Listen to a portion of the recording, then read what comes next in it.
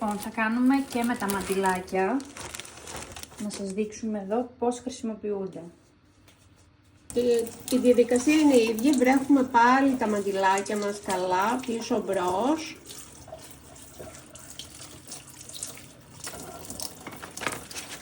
Θα βρέξουμε και το άλλο, 2 θα κάνουμε. Λοιπόν, σαν ζύμη έβαλες μόνο τυράκι? Μόνο τυράκι, γιατί είναι στο τηγάνι και δεν χρειάζεται και αυγό τώρα. Εντάξει, αν σε κάποιον αρέσει τόσο πολύ και επειδή γίνεται πολύ γρήγορα, ίσως να μην προλάβει και το αυγό να ψηθεί καλά. Σε ένα αντικολλητικό τηγάνι, παιδιά, έτσι. Μπόλικο λαδάκι κάτω. Το λυπόμαστε. Όχι, έτσι. Και το αφήνουμε να ζεσταθεί. Προσέξτε όμως, δεν θα το βάλετε στο πολύ δυνατό, θα το βάλετε στο μεσαίο για να μην καεί, να ψηθεί σιγά σιγά και να κοκκινήσει ωραία. Ωραία. Και τώρα τι κάνουμε? Το επόμενο βήμα είναι, παίρνουμε το μαντιλάκι, ανοίγουμε όπως βλέπετε εδώ λίγο, ρίχνουμε μέσα το τυράκι, όσο μπορούμε πιο μέσα να μην είναι έξω και μετά βγει, όπου έχει κενό και εδώ μπορείτε να βάλετε. Έτσι λίγο και εδώ ανάμεσα επίσης.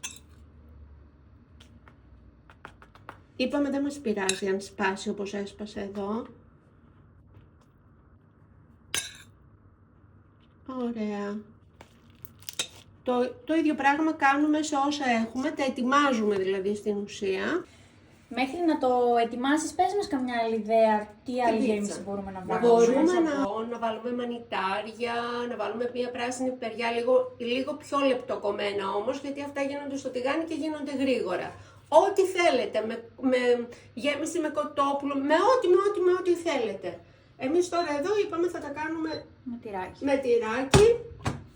Τα παίρνουμε, μόλις κάψει το λαδάκι μας σε χαμηλή φωτιά, παιδιά, έτσι. Αυτό είναι που λέμε, ένα-ένα θα τα βάλουμε, γιατί το τηγάνι τα πατάμε με το χεράκι μας λίγο έτσι από πάνω και το αφήνουμε μέσα μέχρι να κοκκινήσει. Από κάτω για να το γυρίσουμε και θα σας δείξουμε μετά πώς είναι έτοιμο. Κοκκινίζει από κάτω, το ελέγχουμε, το γυρίζουμε και το βγάζουμε. Ναι. Όταν φτάσει σε αυτό το σημείο τώρα που θα σας δείξω, είναι έτοιμο, το γυρίζουμε και το αφήνουμε να κοκκινήσει τόσο και από την κάτω πλευρά και είναι έτοιμο και καλή μας όρεξη. Είναι τέλειο, μοσχομυρίζει. Και από κάτω, όπως ακριβώς το επάνω. Και το μόνο που μένει είναι να το σερβίρουμε στο πιάτο μας. Για το επόμενο, αν θελήσετε να κάνετε, θα ρίξετε πάλι το λάδι με την ίδια διαδικασία.